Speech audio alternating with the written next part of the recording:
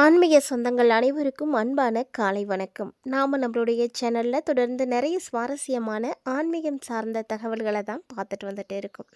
அந்த வரிசையில் இன்றைக்கி என்ன பார்க்க போகிறீங்க அப்படின்னா, பிறந்திருக்கக்கூடிய புதிய வருடத்தினுடைய 2வது ஆங்கில மாதமான பிப்ரவரி மாதத்தில் ஏற்படக்கூடிய கிரக மாற்றங்கள் எப்படி இருக்குது, குறிப்பாக பிப்ரவரி 5ஆம் தேதிக்கு பிறகு என்னென்ன மாற்றங்களை மேசராசினியர்களாகிய நீங்கள் சந்திக்க போகிறீங்க, என்ன நேரங்கள்லாம் எப்படியெல்லாம் நீங்கள் செயல்படணும், கவனமாக இருக்க வேண்டிய விஷயங்கள் என்ன, என்ன பரிகாரங்கள் செய்யணும், இந்த மாதிரி அடுத்தடுத்து நிறைய இன்ட்ரெஸ்டிங்கான தகவல்களை தான் இந்த பதிவில் நீங்கள் தெரிஞ்சுக்க போகிறீங்க. வீடியோக்குள்ளே போகிறதுக்கு முன்னாடி நீங்களும் நம்ம சேனலை சப்ஸ்கிரைப் பண்ணாமல் இருந்தீங்க அப்படின்னா மறக்காமல் சேனலை சப்ஸ்கிரைப் பண்ணிக்கோங்க. கூடவே பக்கத்தில் இருக்கிற பெல் சிம்பிளையும் கிளிக் பண்ணிக்கோங்க. அப்போ தான் நாங்கள் போடக்கூடிய வீடியோக்கள் எல்லாமே உங்களுக்கு நோட்டிஃபிகேஷனாக உடனுக்குடன் வந்தடையும். நீங்களும் பார்த்து பயன்பெறலாம். வாங்க வீடியோக்குள்ளே போகலாம். ஒவ்வொரு மாதமுமே கிரகங்களுடைய நிலைகளை பொறுத்து தான் பலன்கள் அப்படின்றது இருக்கும். ஸோ இது எல்லாருக்குமே ஒரே மாதிரி இருக்காது. ஒவ்வொரு ராசிக்காரர்களுக்குமே இந்த கிரக நிலைகளுடைய பலன்கள் அப்படிங்கிறது வித்தியாசப்பட ஆரம்பிக்கும். அந்த வகையில் பார்த்தீங்கன்னா 2026ஆம் ஆண்டினுடைய 2வது மாதம்னு சொல்லக்கூடிய பிப்ரவரி மாதத்தில் நிகழக்கூடிய கிரக பயிற்சிகளால் பல மங்களகரமான யோகங்களானது உருவாக போகுது. இந்த யோகங்களால் பிப்ரவரி மாதத்தில் மேசராசி நேயர்களுக்கு என்ன மாதிரியான பலன்கள் கிடைக்க போகுது, உங்களுடைய வாழ்க்கையில் ஏற்படக்கூடிய ஒரு சில முக்கியமான மாற்றங்கள் என்ன அப்படின்றத பற்றி தான் நீங்கள் தெரிஞ்சுக்க போகிறீங்க. உங்களுக்கு 2026ஆம் ஆண்டு பிப்ரவரி மாதம் எப்படி இருக்க போகுது அப்படின்றத தெரிஞ்சுக்கணுன்ற ஆர்வம் இருக்குது அப்படின்னா மறக்காமல் நம்ம சேனலை சப்ஸ்கிரைப் பண்ணிவிட்டு தொடர்ந்து பாருங்கள். ஏன்னா அடுத்தடுத்து எல்லா ராசிக்காரர்களுக்குமே வரிசையாக இந்த பலன்கள் பதிவேற்றம் செய்யப்பட இருக்குது. ஸோ தொடர்ந்து பார்த்து பயன்பெறுங்க. ராசி மண்டலத்தில் முதலாவதாக இருக்கக்கூடிய ராசி மேசம் ராசி. இந்த மேசம் ராசி நேயர்களை பொறுத்த வரைக்கும் கிரக நிலைகள் எப்படி இருக்குது அப்படின்றது தான் ஃபஸ்ட்டு முக்கியம். அதனால் நம்ம கிரக நிலைகள் எப்படி இருக்குது அப்படின்றத நம்ம பார்க்க போகிறோம். ஸோ ராசிக்கு அதிபதியாக இருக்கக்கூடிய கிரகம் உங்களுக்கு பார்த்திங்கன்னா செவ்வாய் தான். இந்த செவ்வாய் கிரகம் இந்த மாதத்தில் ரொம்ப ரொம்ப உச்சம் பெற்று இருக்க போகிறாரு. ஸோ அதன் மூலமாக உங்களுக்கு சுப பலன்களும் இருக்கும், அசுப பலன்களும் இருக்கும். அதை பற்றி தெளிவாக பார்க்க போகிறோம். இந்த காலகட்டங்களில் ராசிக்கு அதிபதியாக இருக்கக்கூடிய கிரகமான செவ்வாய் உச்சம் பெற்றிருக்கிறாரு. அதை தாண்டி பார்த்திங்கன்னா பிப்ரவரி மாதம் முழுக்க முழுக்க குரு பகவான் மிதுனத்தில் தான் இருக்க போகிறாரு. அதே போல் சந்திரன் தன்னுடைய கடக ராசியில் ஆட்சி வீட்டில் அமர்ந்திருக்கிறாரு. தன்னுடைய சொந்த வீட்லேயே ஆரம்பித்து சொந்த வீட்லேயே இந்த மாதத்தை நிறைவு செய்கிறாருங்க. அதே போல் எப்போதும் போல தான் கேது பகவான் சிம்ம ராசியில் இருக்காங்க. சூரியன், சுக்கிரன், செவ்வாய் இவங்க எல்லாருமே மகர ராசியில் அமர்ந்திருக்கிறாங்க. மகரத்தில் அதுவும் செவ்வாய் உச்சம் அடைந்து இருக்கிறாரு. அதே போல் கும்பராசியில் பார்த்தீங்கன்னா புதன் பகவானும் செவ்வாய் பகவானும் இணைந்து செயல்பட போகிறாங்க. மீனத்தில் எப்போதும் போல் சனி பகவான் அமர்ந்திருக்காரு. இந்த கிரக நிலைகள் பார்க்கையில் உங்களுக்கு அற்புதங்கள் பல நடக்க போகுது அப்படின்னே சொல்லணும். ஏன்னா மேசராசிக்காரர்களுக்கு இந்த மாதத்தினுடைய தொடக்கம் ரொம்ப நல்லா இருக்குது. செவ்வாய் உச்சமாக இருக்கார் அப்படின்னு சொல்லியிருக்கேன். செவ்வாய் உச்சமாக இருந்தால் உங்களுக்கு மேன்மைகள் நிறைய கிடைக்கும். அப்படிப்பட்ட ஒரு மாதம்தான். நல்ல முயற்சிகளை மட்டும் மேசராசிக்காரங்க எடுத்து வச்சிங்க அப்படின்னா எல்லாத்துலேயுமே வெற்றி கிடைக்குங்க. சூரியனும் 10வது இடத்துல இருக்கிறதுனால வேலை இல்லாமல் இருக்கக்கூடிய மேசராசிக்காரங்க வேலைக்கு முயற்சி செஞ்சீங்க அப்படின்னா நிறைய வாய்ப்புகள் உங்களுக்கு இப்போ கிடைக்கும். நல்ல வேலையும் கிடைக்கும். சூரியன் செவ்வாயினுடைய இணைவு பார்த்திங்கன்னா மேசராசி நேயர்களே உங்களுடைய முயற்சிகளை பொறுத்து உங்களுக்கு அரசு வேலை பெற்றுத்தரத்துக்கான வாய்ப்புகளும் நிறையவே இருக்குது அப்படின்னு தான் சொல்லணும். நிறைய சொத்துக்கள் கிடைக்கும். தந்தை வழி உறவில் இருக்கக்கூடிய சொத்துக்கள், பாக பிரிவினைகள் இதெல்லாமே நல்லபடியாக நடக்கும். பூர்வீக சொத்துக்கள் உங்களுக்கு வேணும்னு முயற்சி செய்கிறீங்க அப்படின்னா அதற்கான வெற்றி வாய்ப்புகள் கிடைக்கும். பூர்வ புண்ணியாதிபதியாக இருக்கக்கூடிய கிரகம் பார்த்திங்கன்னா சூரியன் 10-11ஆம் இடத்துல அமர்றதுனால நிச்சயமாக உங்களுக்கு நல்ல ஜாப் இருக்குது, சொத்து கிடைக்கும், அரசு துறையில் வேலை கிடைக்கும். வேலை செய்துட்ருக்கேன் ஏற்கனவே அப்படின்னா கூட உங்களுக்கு இப்போ பதவி உயர்வு கிடைக்கும். நல்ல வேலையில் மாற்றங்கள் கிடைக்கும். அற்புதமான ஒரு காலகட்டமாக கண்டிப்பாக இது இருக்கும். பதவி உயர்வும் பார்த்திங்கன்னா ரொம்ப அமோகமாகவே இருக்குங்க.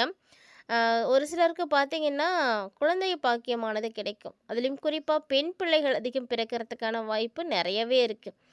ஸோ இது எல்லாமே பார்த்திங்கன்னா இந்த மாதத்தில் இருக்கக்கூடிய கிரக நிலைகளின் மூலமாக உங்களுக்கு நடக்கக்கூடிய மிகப்பெரிய விஷயங்களாக தான் இருக்குது. ஸோ இருந்தாலுமே கூட இன்னுமே நிறைய விஷயங்கள் உங்களுக்கு இந்த டைமில் நடக்க போகுது அப்படின்னு தான் சொல்லணும். ஏன்னா இந்த பிப்ரவரி மாதத்தினுடைய தொடக்கம் உங்களுக்கு சிறப்பாக இருக்குது. ஒரு சில நேரங்களில் சின்ன சின்ன தடைகளோ தடங்கல்களோ தடுமாற்றங்களோ ஏற்பட தான் செய்யும். அதெல்லாம் பொருட்படுத்திக்கவே கூடாது. ஏன்னா நம்ம ஒரு படி உயர ஏறுறோம் அப்படிங்கும் பொழுது, நம்மள அறியாமலேயே இல்லை ஏதோ ஒரு காரணத்தினாலேயோ சின்னதாக ஒரு தடுமாற்றம் வரதான் செய்யும். தடுக்கி விழத்தான் செய்வோம். இருந்தாலுமே கூட மீண்டும் எழுந்து அந்த முயற்சியை செய்யணும்.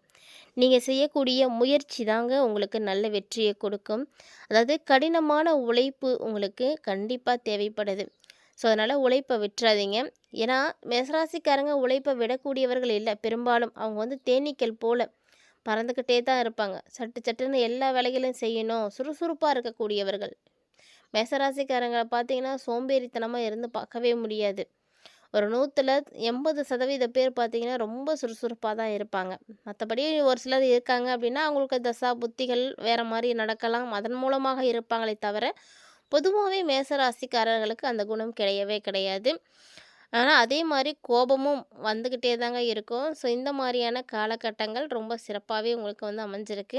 அதே இந்த பிப்ரவரி மாதத்தினுடைய 2ஆம் வாரம் எப்படி இருக்கும் அப்படின்னா, கொஞ்சம் நாட்கள் போக போக உங்களுக்கு புத்திசாலித்தனம், நல்ல ஒரு விவேகமான ஒரு செயல்பாடுகள் இதெல்லாம் நடக்கும்.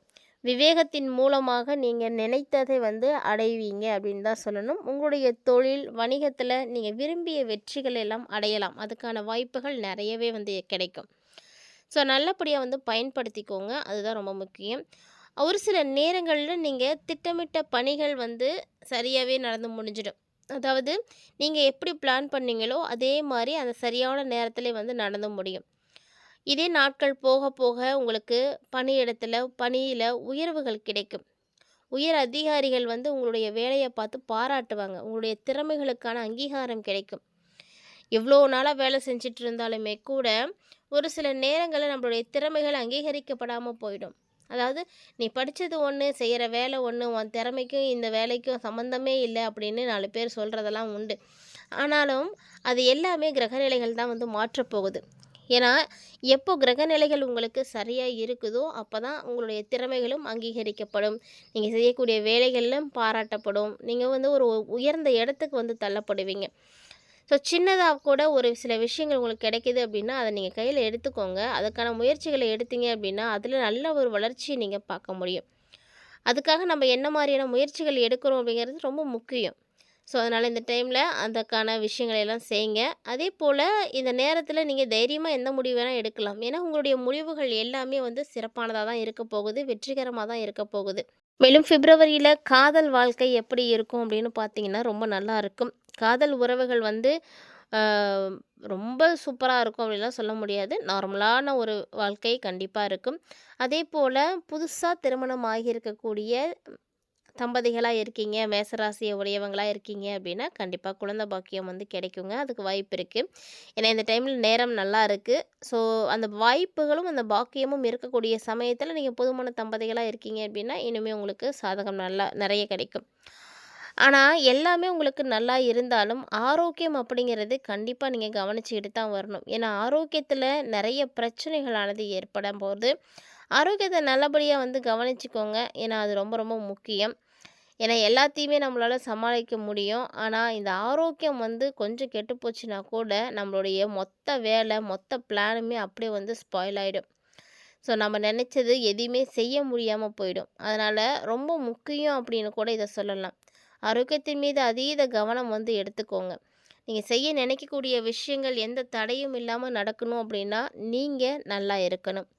அதனால் உங்களுடைய ஆரோக்கியத்தில் ரொம்ப முழுமையான கவனத்தை செலுத்துங்க. திருமணம் ஆகாமல் இருக்கக்கூடிய மேசராசிக்காரங்களாக இருக்கீங்கன்னா கண்டிப்பாக இந்த டைமில் திருமணம் உறுதியாகும் வாய்ப்பு நிறைய இருக்குது.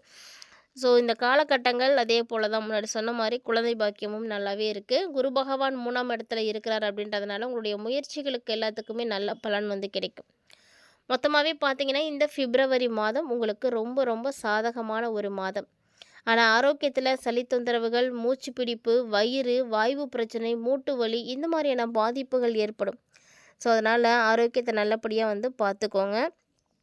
இந்த காலகட்டங்களில் இந்த பிப்ரவரி முழுக்கவே பார்த்தீங்கன்னா செவ்வாய் தான் உச்சம் அடைந்து இருக்க போகிறாரு. அப்படிங்கும் பொழுது உங்களுடைய ராசி அதிபதியான செவ்வாய் உச்சம் பெற்று இருக்கார். ஸோ செவ்வாய் காரகனாக இருக்கக்கூடிய முருகப்பெருமானை நீங்கள் இந்த மாதம் வழிபாடுகள் செய்யுங்க. ரொம்ப நல்ல மாற்றம் கண்டிப்பாக கிடைக்கும். அதுலேயும் குறிப்பாக அறுபடை வீடுகளில் இந்த மாதத்தில் நீங்கள் திருப்பரங்குன்றம் ஒரு முறை போயிட்டு வாங்க. வாய்ப்பு கிடைச்சிது அப்படின்னா திருப்பரங்குன்றம் முருகனை நீங்கள் வழிபாடு செய்யுங்க. நிச்சயமாக நல்ல ஒரு ஏற்றம் கிடைக்கும். ஒருவேளை உங்களால் எங்கேயுமே போக முடியல அப்படின்னா வீட்டுக்கு அருகிலே இருக்கக்கூடிய முருகன் ஆலயத்துக்கு போயும் நீங்கள் வழிபாடுகள் செய்யலாம். கோவிலுக்கே போக முடியாத சூழ்நிலையில் இருக்கக்கூடியவர்கள் கவலையே படாதீங்க. நீங்கள் வீட்டில் இருந்தே வழிபாடு செய்யுங்க. வீட்டில் இருந்தாலுமே பூஜிக்க முடியாத சூழ்நிலையில் இருக்கக்கூடியவங்க, குறிப்பாக பெண்களாக இருக்கீங்க அப்படின்னா மனதார உங்களுடைய பிரார்த்தனைகளை வைங்க. கண்டிப்பாக அந்த முருகப்பெருமான் உங்களுடைய பிரார்த்தனைகளை ஏற்று நிறைவேற்றி கொடுப்பாரு. ஸோ வாய்ப்பு கிடைக்கும் போதெல்லாம் ஓம் சரவண பவ அப்படின்ற மந்திரத்தை தவறாமல் சொல்லுங்கள். இந்த பதிவை பார்த்து முடிக்கும் பொழுது கண்டிப்பாக மேசராசிக்காரங்களாகிய நீங்கள் இந்த பதிவை பார்த்துருக்கீங்கன்னா ஓம் சரவணபவ அப்படின்னு மறக்காமல் கமெண்ட் பாக்ஸ்லேயும் கமெண்ட் பண்ணுங்கள். இந்த வீடியோ பதிவில் நிறைய தகவல்களை நீங்கள் பார்த்துருப்பீங்கன்னு நினைக்கிறேன். கண்டிப்பாக பதிவும் உங்களுக்கு பிடிச்சிருந்துருக்குன்னு நினைக்கிறேன்.